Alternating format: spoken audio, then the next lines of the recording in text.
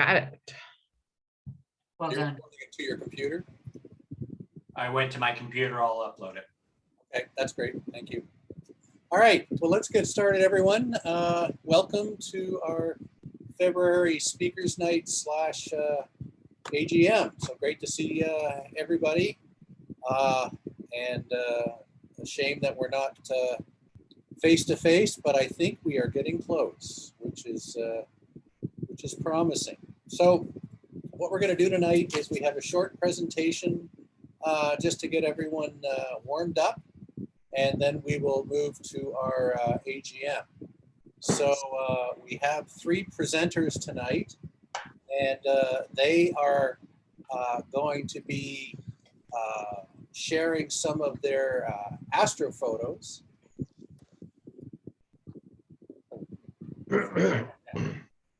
But before we start, there was a suggestion in council tonight that we recognize what's going on in Europe right now, and that we just take a moment to express our support for Ukrainians at this tragic time. And that's probably best done with just a moment of silence. So I would ask you just to do that now, and we'll be expressing support for our friends, many who are in Canada here, for our Ukrainian friends.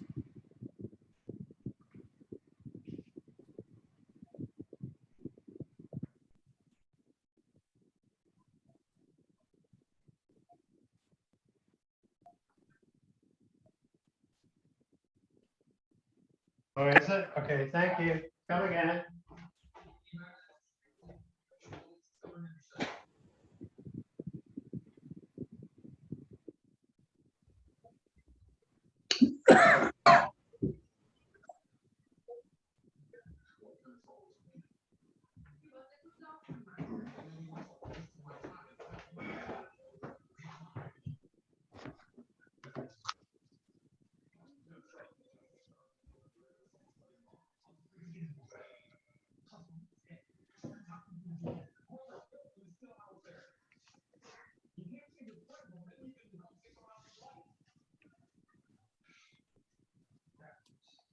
Okay, thank you, everyone. Okay, so the first item tonight is an astrophotography presentation. I asked three of our members to select 5 of their favorite astrophotos to share with us tonight. And so I'm going to start the presentation right away here. And our presenters are Shaquille Anwar, Rick Verrigan, and Dennis Gasparato. And all three of them, I'm sure, are well known to our members, as they've shared their astrophotos before.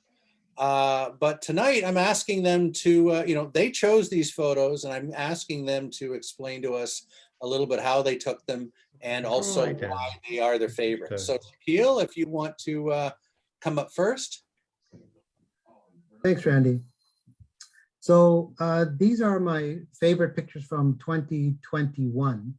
I started off with Saturn. This image of Saturn is the clearest one that I've managed to obtain thus far. It was taken last year, or soon after I got the C11. And I was fortunate to get a good clear night that night.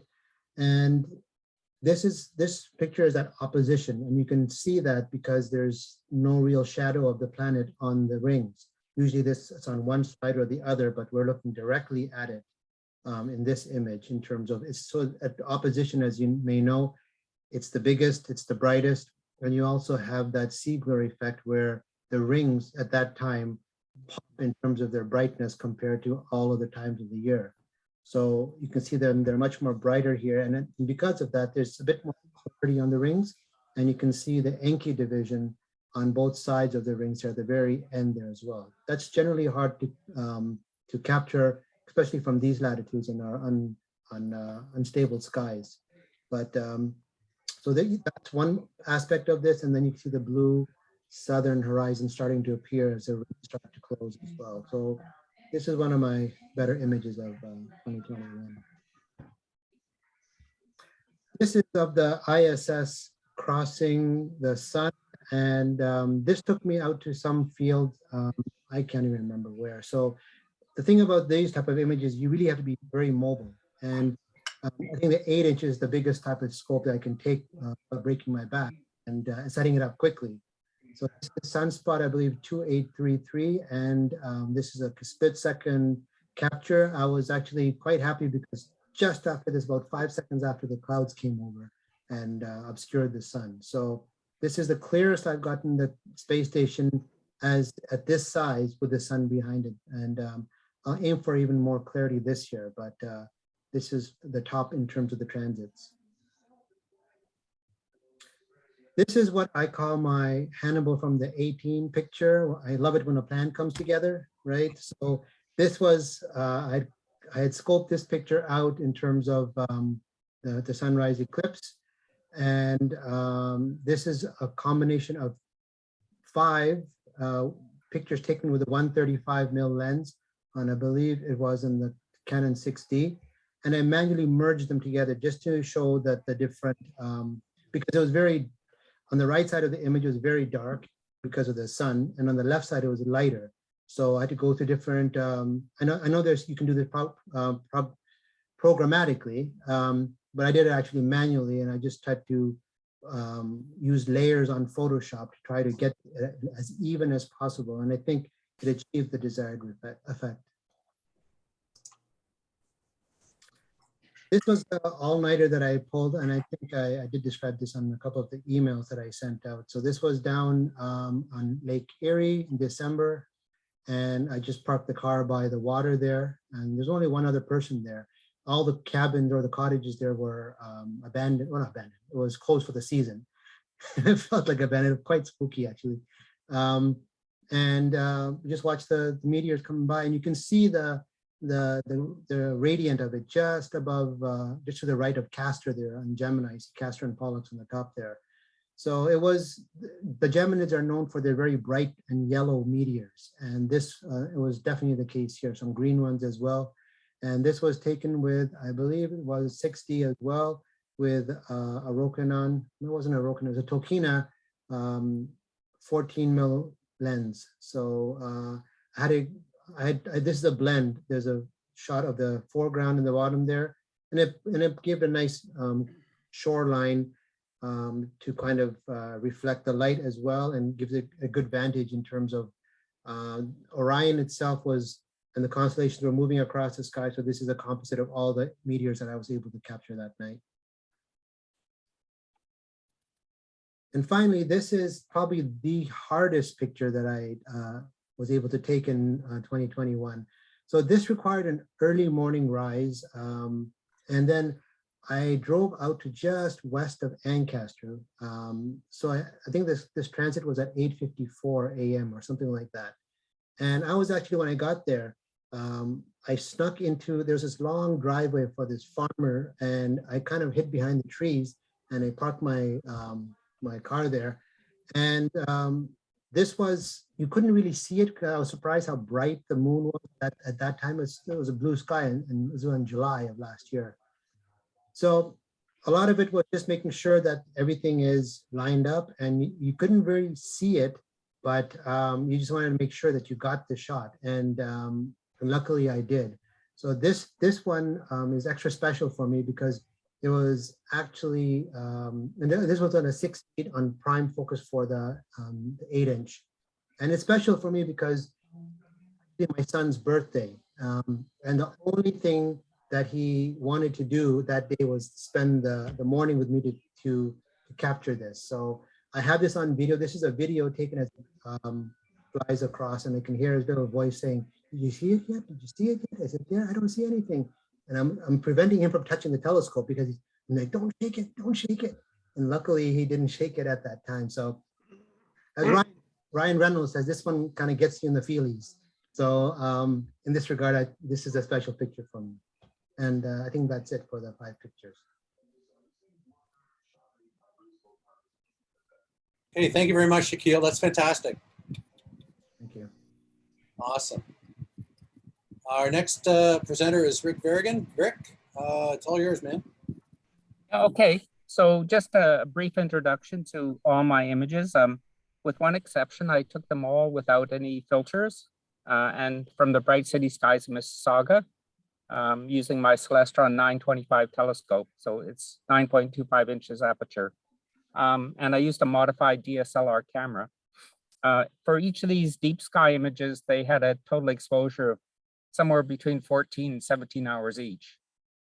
Okay, so this first image is one I completed of the galaxy Messier 33 in February. Really, what interested me is there are only two large local galaxies outside the Milky Way, M31 and Andromeda, and M33 and Triangulum. And because it's so close, like only 3 million light years, you can see a tremendous amount of detail. So it's really cool to look at and capture. People think that M33 is probably a companion of M31. So M33 is actually being ripped apart. You can see the spiral arms are kind of straggly. So that's probably a consequence of that. And also probably because that interaction, you can see there's a lot of active H2 regions. These are the red areas in the image. These are star forming regions. And there's also a lot of clusters of hot, bright blue stars. You can see these as the blue sparkles all the way through.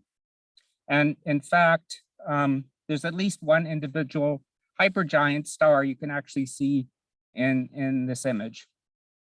And the most spectacular of these H2 regions is NGC 604. So it has its own name, own designation. And it's about 100 times the size of the Orion Nebula, which is in our own galaxy. Okay, so let's go to the next one then. Okay, so in February, I also captured this picture of the moon. So I'm a retired chemist. So when I saw the Galileo probe images of the colorful chemistry of the moon, I was kind of hooked. And in fact, the Clementine mission made detailed lunar composition maps by analyzing the images taken with different wavelength filters. And so all I did here was increase the color strength of the natural colors. So these are actually the natural colors of the moon, and they're reflecting the chemistry. So blue and orange indicate volcanic lava flows. And you can see, for example, which are actually relatively rich in iron. The blue Sea of Tranquility really stands out well there, just to the right of center. And above that, you can see the Sea of Tranquility is more an orange. So the difference here is because of titanium, a higher titanium in the Sea of Tranquility. And then the lunar highlands typically are pink from aluminum-rich feldspars, which are low in both iron and titanium. Okay, so a different view of our very familiar moon. Okay, so this image again, we're going out to a galaxy, Messier 109. I did this in May. So M109, well, you know, I really love barred spirals. You can see that central bar that off of which the spiral arms flow out. It almost looks impossible. How does this bar form and stay there as this galaxy is, as all these stars are rotating about the center? So it always intrigued me when I look at a barred spiral galaxy. This one is about 50 million light years away, and it's part of the Ursa Major group of galaxies. Recording in progress. Oh, can we go back for a minute or?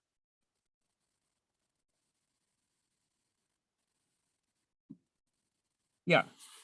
So a couple of things here I want to say. It's called a liner galaxy. It has which means it has an active nucleus like a Seyfert galaxy. And that's powered by a black hole. And I guess the thing I should point out, this is a little bit of a composite image. So what I did in this image, I made the other galaxies in the background larger so you can see them better. They're still in the same orientations and locations, but they've been enlarged relative to M109. And so the three bright blue ones are probably satellites. They're very similar distance. All the other galaxies you see are much farther away. And then I just pointed out there's one red galaxy there, just above center. That one is actually 3.5 billion light years away. So very, very distant galaxy, which is about the farthest I've been able to capture so far. Okay, we can go to the next one, thanks. And this is a composite of the sunrise partial solar eclipse here in Mississauga that happened in June. This was my first sunrise eclipse, so I couldn't miss it, even though I had to be up at 4:30 in the morning to get there for the start of it. Although I guess I cheated because I actually didn't go to bed because I was up photographing some deep sky object earlier that night.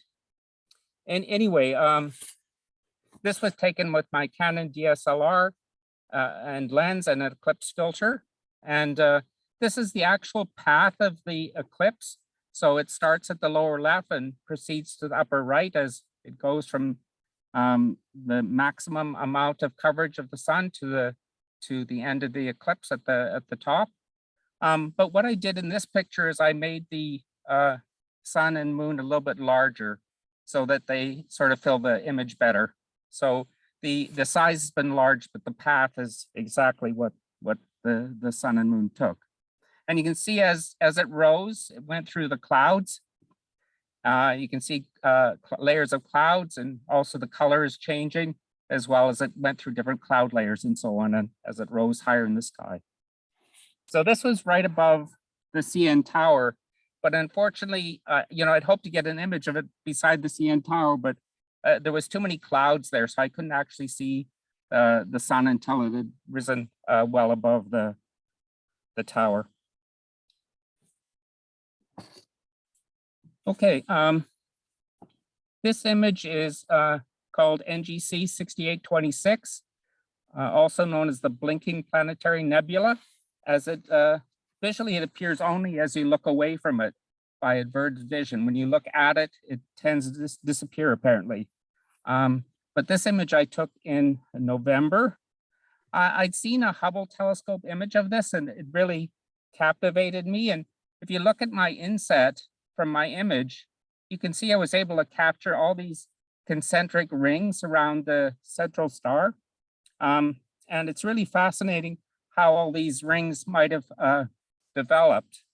You'll also notice there's two brighter patches on the long axis of that of those shells on that core, and those are called flyers. They're actually moving at supersonic speed away from the central star. So they were something that's been blown out from that star. As I said, it's not very clear how all the structures formed, but it's believed maybe there was initially a double star, which is no longer with us. It didn't survive all this activity. The other interesting thing about this is actually the fate of our sun, because for stars of solar mass, they can't go nova.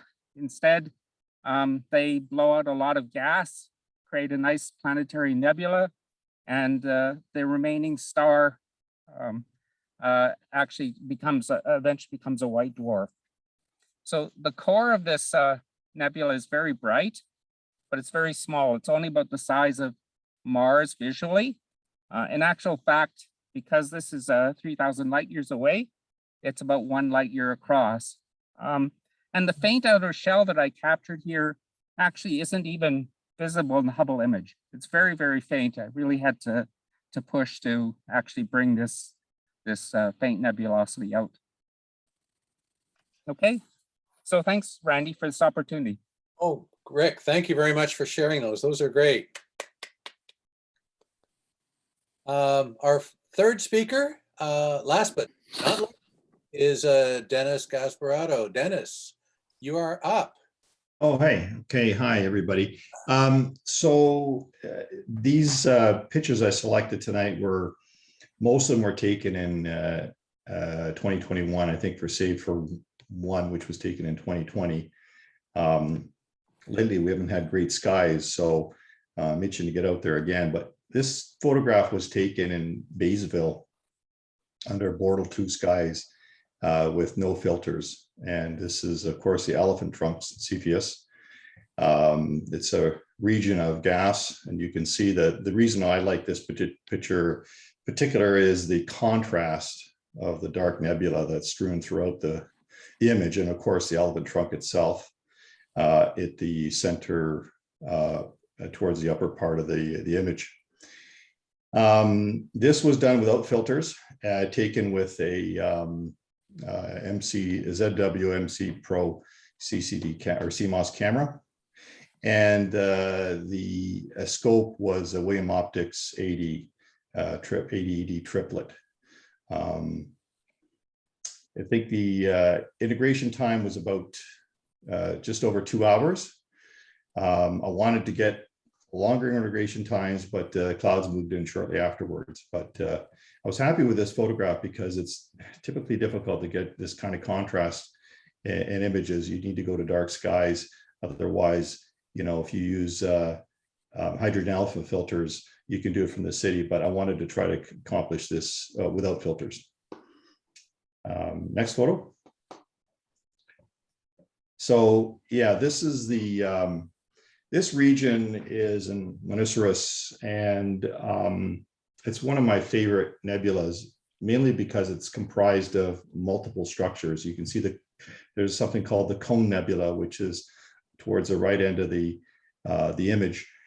And there's the Christmas tree in there, which is now surrounded by what they call the Foxford Nebula. And it's an appropriate name because it's one of the few nebula regions where the actual gas is very soft. So the contrast between the various light gradations in the gases is such that it creates this very furry effect, which is to me very, very pleasing and quite unique in various nebula.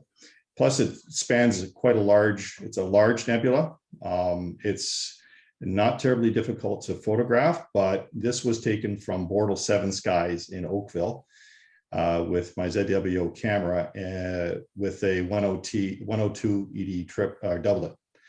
So it's slightly a longer focal length than the previous image, but paired nice. And there's, as I mentioned before, there's different structures in here. You can see a light blue that comes out. These are, the colors that came out of here are natural. So I did not do any color processing. You'll see in some of the other photographs I have, I did play around with some of the palettes and did some various processing techniques, but this one, these are just the natural colors as is. So you can get a bit of purple in there, a bit of blue, and of course the red hues. Next picture. So a different image than what Rick showed with regards to M33. And this one I chose because I wanted to get a broadband image, and it was a bit of an experiment here in terms of getting a broadband image of M33, but also wanted to explore the active hydrogen alpha regions. M33, as Rick pointed out earlier, is a very active galaxy in terms of the hydrogen alpha regions, and I think partially explain the fact that it's ripping itself apart. It's actually had a close encounter, and that sparked things up for it. So with this particular image, this was done over a period of several months. The broadband image was taken in Baysville, again, under Bortle 2 skies, without filters, of course. And then I took this several months later, different viewpoint in Oakville, to Bortle 7, but I used a 6 nanometer hydrogen alpha filter and composed the two images. So the first image was actually taken with a Canon T3i, and the second one was with a different camera altogether. So it was a bit of a trick to actually bring those images together and make them and composite them in such a way that they would turn out a bit of work in the on the computer afterwards, but I think you can see some of the hydrogen alpha regions there being exposed.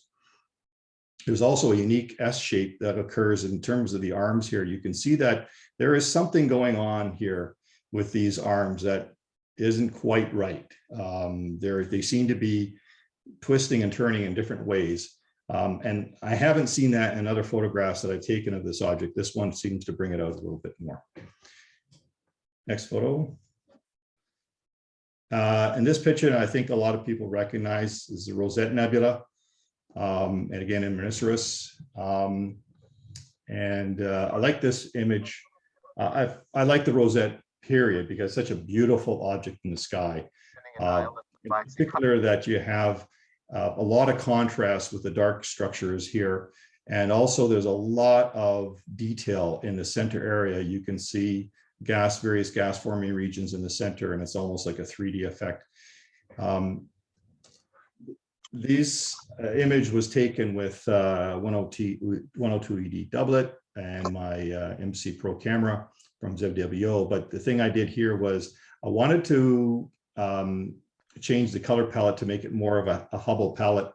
I was doing some experimented time, so I used PixInsight with pixel math, and I used various coefficients in terms of the red, green, and blue. Actually created a new palette sequence from that, and then recombined them all into this color sequencing, and then did some post-processing with hues. And so it was a bit of an experiment. I've got some other later pictures, which I tend to like a little bit better, but it's more of an artistic a thing where, the kind of like whatever pleases you in that regards in terms of creating artistic prose. But these aren't natural colors per se, but I think with the color palettes, it brings out different regions more, and you can get an appreciation of the structure. Next photo. This is the Tadpole Nebula, taken in Oakville, again under Bortle 7 sky. So a lot of these images were taken under completely washed out skies, and I still am dumbfounded by the effects of these the new filters that are available to us to be able to bring out these kinds of details with these different structures, even some of the fainter details. This particular object I like because it brings out the tadpoles. So this object is in a region of the sky that has a number of different. It's close to Riga, and it has a number of different objects that are surrounding it. So if you were to take a wide field of this view, you could bring in 3 or 4 other nebulas, which are quite spectacular in their own right. But I like this one because the tadpoles are quite prevalent here in the center of the image. In its again, I mapped this to a Hubble palette with various colors, but in its natural color, which gives it a bit of a yellowish center with red highlights, the tadpoles are even more predominant. There's actually structures within the tadpole components themselves which come out, and what I meant to do is actually take the center part of the tadpole nebula and post it as an inset there, but I forgot to do it in my haste, so maybe next time I could bring that out. Next picture. I think that's it. Okay, that's 5. Okay, all right. Great. That's it. Thank you, Thank Dennis. you. Thank you to all our 3 presenters. That's great. I think we can take a couple minutes if there are any questions. If I can stop my.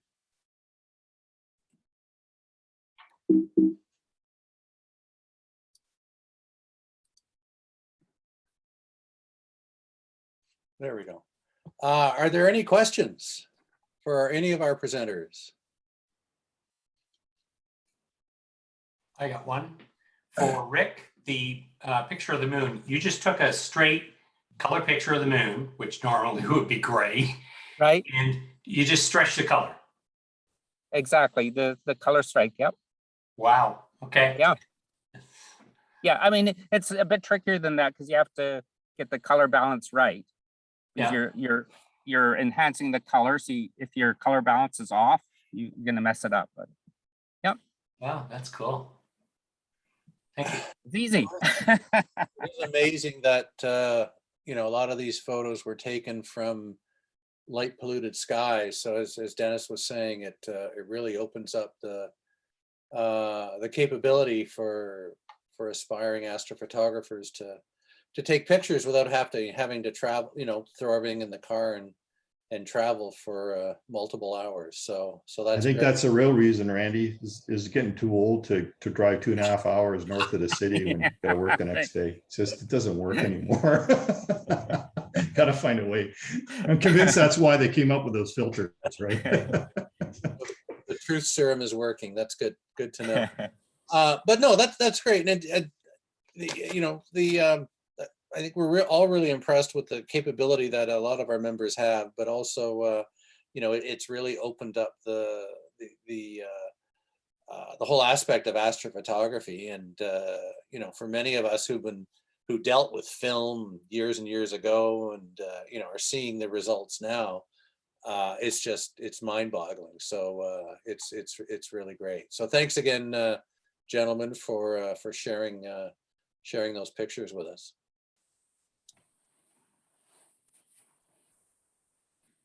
Okay, what we're going to do is we're going to move on to our annual general meeting, and so I'm going to